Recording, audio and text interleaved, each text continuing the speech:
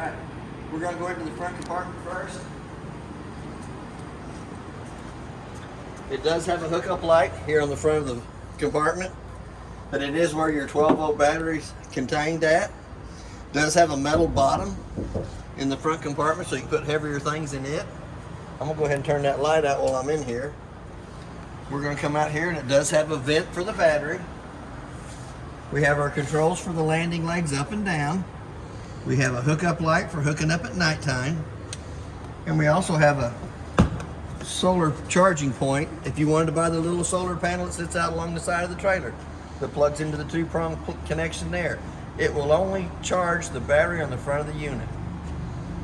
As we come around to the off-door side, it does have side marker cameras on it, on both sides.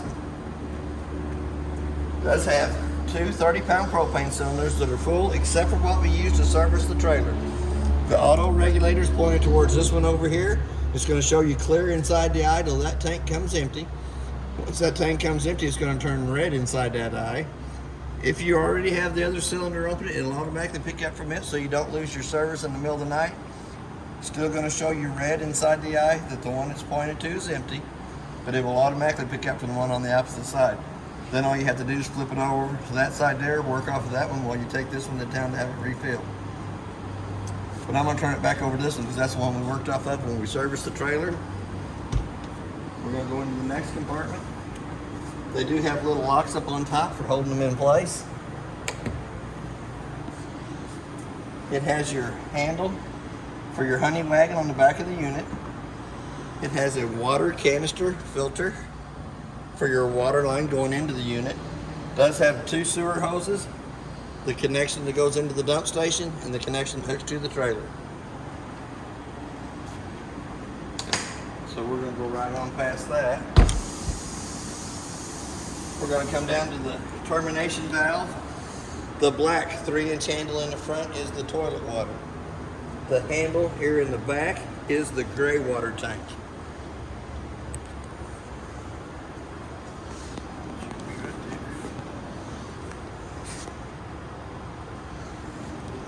We're going to come up to the connections.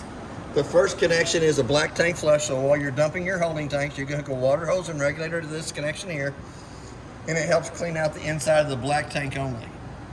The connection right behind it is your city water connect that you can hook to with a water hose and regulator and never have to fill the tank on the trailer. Work right off the water pressure going to it. Right down below it, it gives you an outside shower that's got hot and cold running water.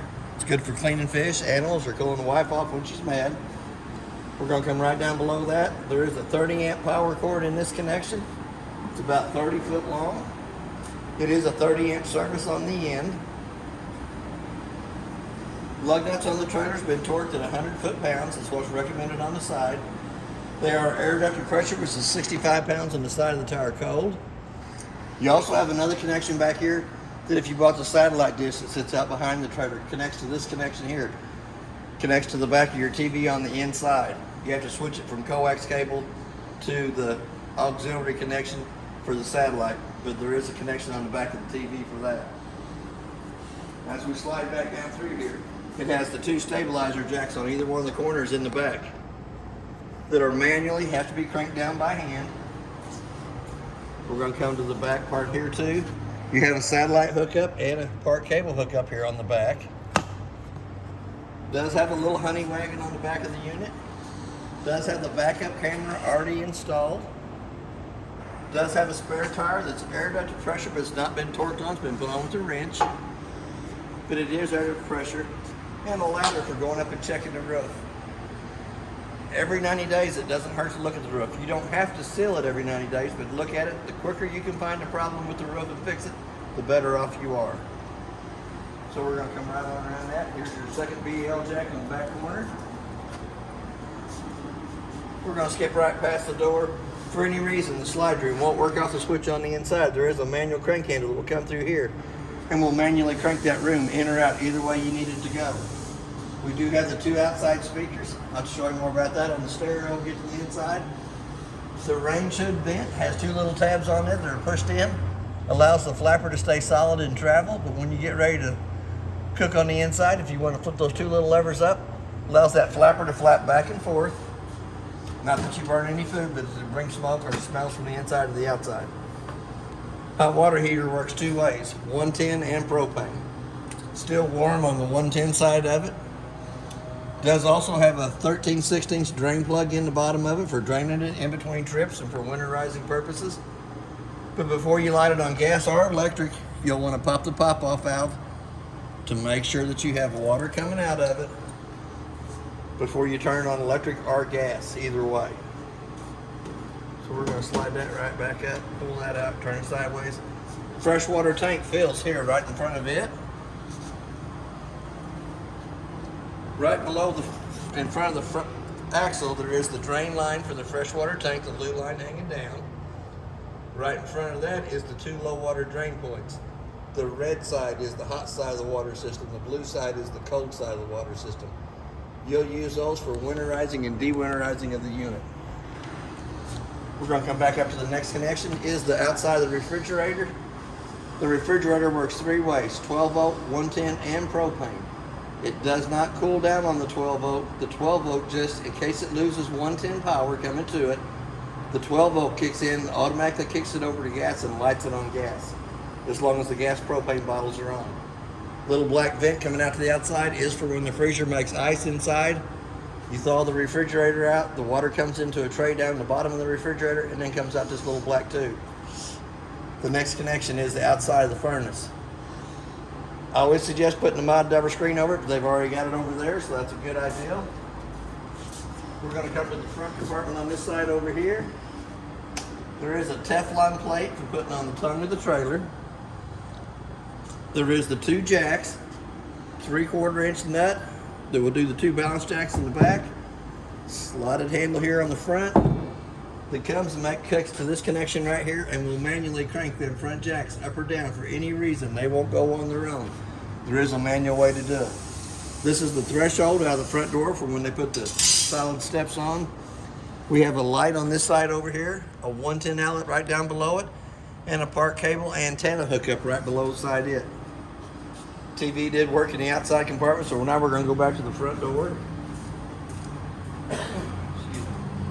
We're going to lift up on the handle. We're going to open the door fully extended.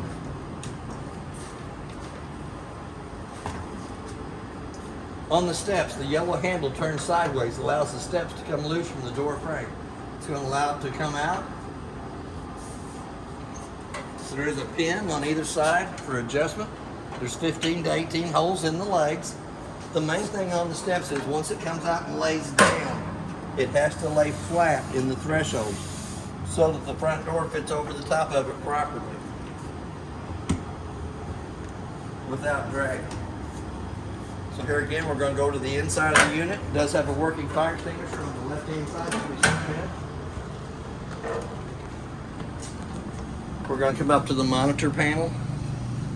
We're going to check the battery life. Shows you it's fully charged. That's not really accurate. To get an accurate reading of the battery, you need to have the 110 line unplugged. Anytime you're plugged into 110, it's going to show you fully charged. We're going to go to the freshwater tank, and it should be 2/3 full of water still. It is. Black tank 1, which is your toilet water, is empty. Black tank 2 is not used in the unit. Gray tank is empty. And it says it has a galley tank, but it doesn't have the galley tank in there. We're going to go up to the red buttons up to the top. The first red button on the left-hand side turns the water pump on between the freshwater tank and the faucets. But when you pull back on the handle, you'll have water coming from your faucets.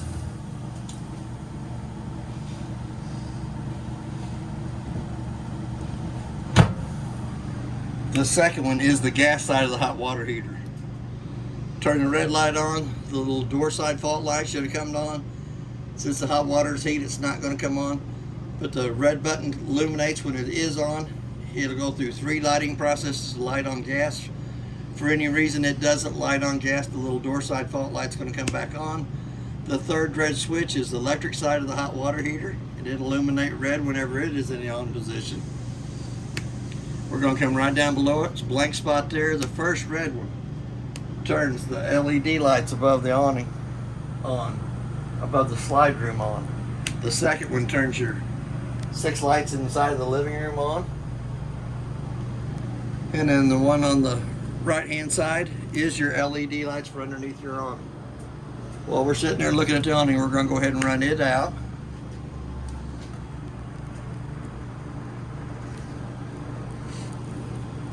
And there is a remote control for the awning that turns the awning lights on and the awning in and out.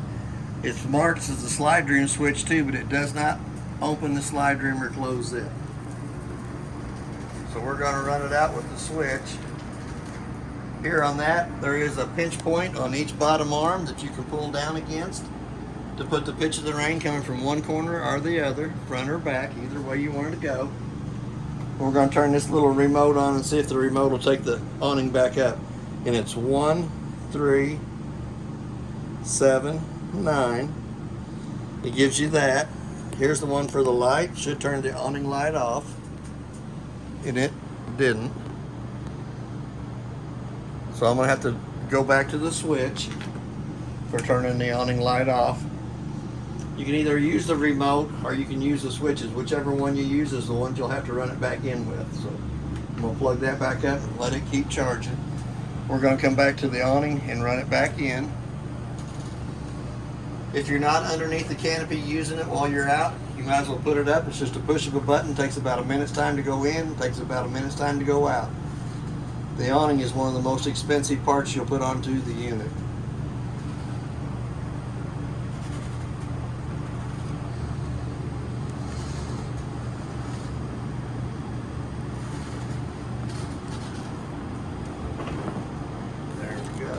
Now we're going to go ahead to the switch on the far left hand side and run the slide room out. I did have to lube the slide room seals and the rams underneath it to keep it from squealing. That's just kind of normal.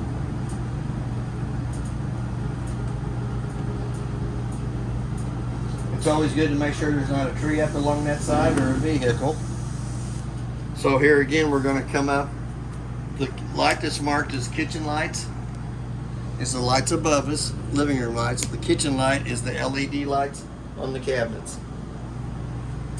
We're going to come back to the two lights above the couch. Both have to be turned on by hand. Have a little push button on the front of them. We have a 110 outlet on either side of the couch in the back, and we have a USB port on the left-hand side of the couch. We're going to go right over here to the light above the table. Has a little push button in the front of it to turn it on and off. There is storage underneath the chairs. There is the paperwork for the unit. We're going to come up here to the remotes.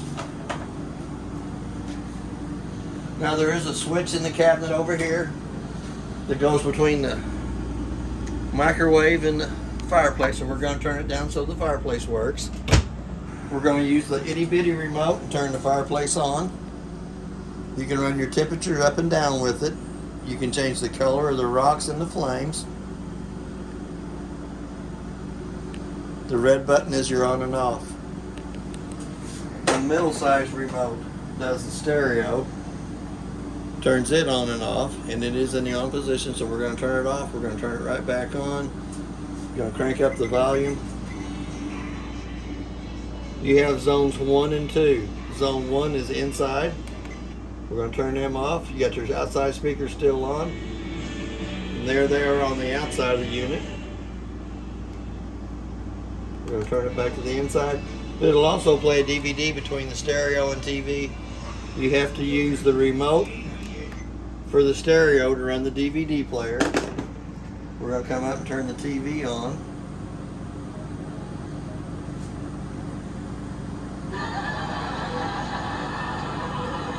And that TV station is almost 80 miles away from here. That's not too bad. Working off the booster in the master bedroom and the antenna on top of the unit. It's not too bad of a picture for 80 miles away from here. No, it is not. When you want to go over to do the DVDs, you have to go to your source button, come off your source, and go to the S cord for it to play a DVD between the stereo and TV. Return the TV right back off. It does have a strap that comes across the front of the TV to lock it down in place for travel, to hold it in place. There's a little basket in here for the remote, so I'm going to put all them back in it.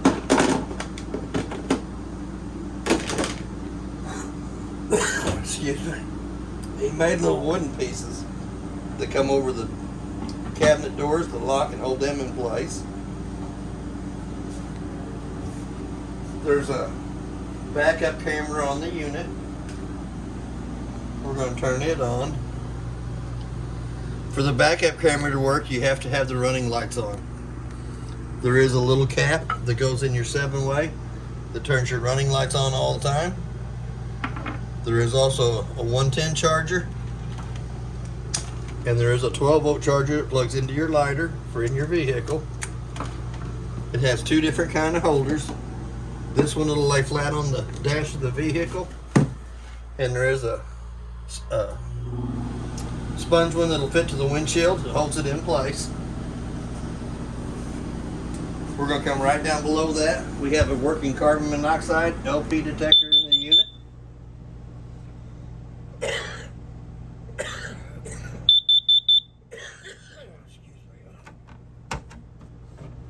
We're going to go to the breaker box next, where their breakers are marked from the top main to GFI all the way down through exactly what they are. All the car fuses on this side over here from the top to the bottom are marked exactly what they are. They do have a red light on the right hand side that illuminates red anytime one of the 12-volt fuses blows, and can also be seen through the front of the tinted window on the breaker box itself. We're going to step up into the hallway and do the AC. So we're going to turn it off. When you first turn it on, it gives you your fan speed, auto, high, and low. You always run it in the auto position. Hit the mode button one more time. It's got the little snowflake down in the lower right hand corner. You'll dial your temperature down for it. Hit your mode button one more time. It says furnace in the lower left hand corner. You'll dial your temperature up for it. We're going to go right back and we're going to turn it right back on. The light switch right down below it turns the light above us on. There's also a smoke detector right above our heads as we come in. There is a light switch on the right hand side of the wall as we come in. We have our GFCI outlet in the bathroom, since it is close to a water source, that protects all the 110 outlets inside and outside of the unit. Here again, you got a narrow knob in the top that cranks the vent fan up. Little black button turns the fan on for blowing moisture out of the bathroom area while you take them steamy hot showers. We're going to go to the toilet itself. It has a single foot flush on the right hand side, fills with water, fills and dumps. There are certain chemicals you can use in the toilet. There's certain chemicals you can use in the gray tanks. On all your faucets, you're going to have hot water on the left side, cold water on the right side in all the faucets. Does have a little dome in the shower for you taller guys. I don't have that problem. Me either. So we're going to step out of here and we're going to go into the master bedroom area. I'm going to shut this door. The tape is peeling off the door, but there is a light switch on the wall as we step in here that turns the 3 lights above us on. There's a place the fan is plugged in here. You can plug a TV into it. That is your power booster for the TV antenna on top of the roof. We have another knurled vent in the ceiling that cranks up. Doesn't have a fan in that one. We have a 110 outlet on the left hand side of the master bed and a USB port on the right hand side of the master bed. We also have 2 reading lights at the head of the bed that has to be turned on by hand. And then we have a black button here that turns illuminated blue lights on at the head of the bed. We also have a fire escape window on the off door side. It's pretty simple. Grab a hold of the red handle on the screen, pulls the screen loose. Red handle comes up, slides through the bottom of the window there, goes all the way through the window for escaping, or you can use it for a vent. Pull it back in, lock it back down in place. It does have shades in the master bedroom on both sides of the wall. We're going to come up and lift up the bottom of the mattress. It does have quite a bit of storage up underneath the mattress. You can add a lot of extra little goodies and stuff in there. It does have a brown vent in the floor that brings heat into the master bedroom area. Does have a round white vent in the ceiling that brings AC in. Does have a privacy door between the bathroom and the master bedroom area. Does have a little locking mechanism on the side of that. Does give you quite a bit more closet space in the hallway. Add a lot more little goodies inside there. And 4 drawers down below it.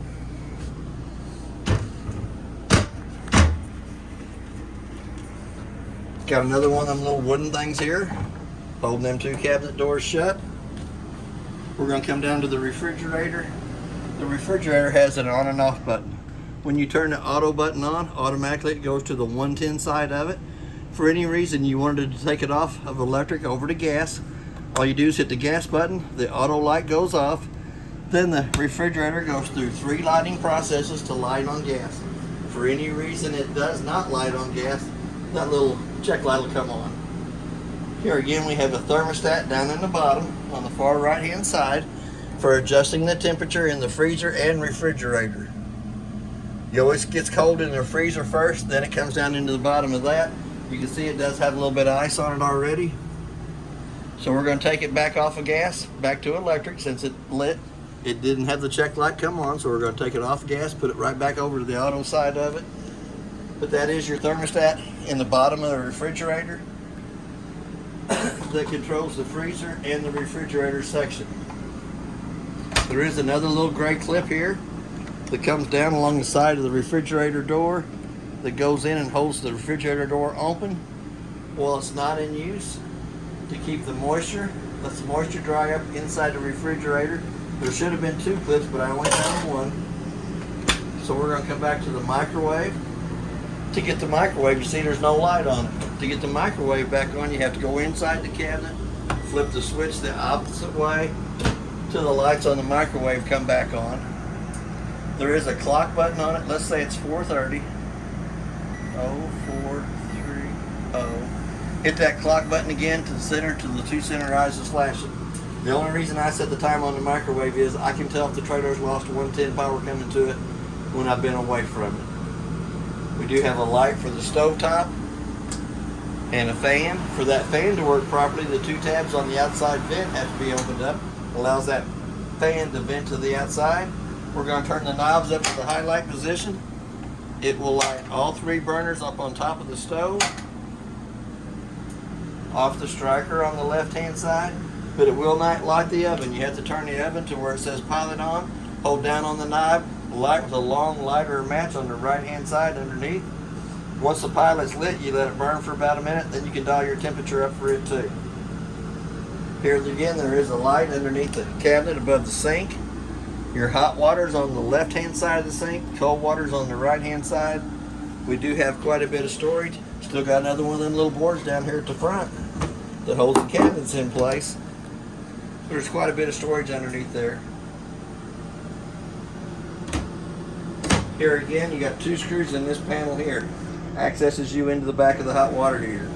The hot water heater has 2 white valves on it. Both white valves are pointed towards the hot water heater. Letting cold water go in the bottom, hot water come out the top. When you get ready to winterize, they get turned sideways, which makes a loop at the back of the hot water heater so that you don't have to fill it with antifreeze. There is another screw in the panel down here in the bottom of the sink. Take that screw out, accesses you into the water pump. The water pump has 1 white valve on it too that is turned in line with the fresh tank going to the faucets. When you get ready to winterize, you'll flip that valve the opposite way, take the hose that's underneath there, stick it down in your antifreeze jug, turn your pump on. It will suck antifreeze through the water filter, the pump, and all the lines on the inside of the trailer to make it really simple to winterize these here anymore. Here again, I'm going to push that down. We'll put the little block of wood back up on top. Locks it into place. That's basically everything on your unit. If you have any questions, I'll try to answer them the best that I can. Thank you for your time.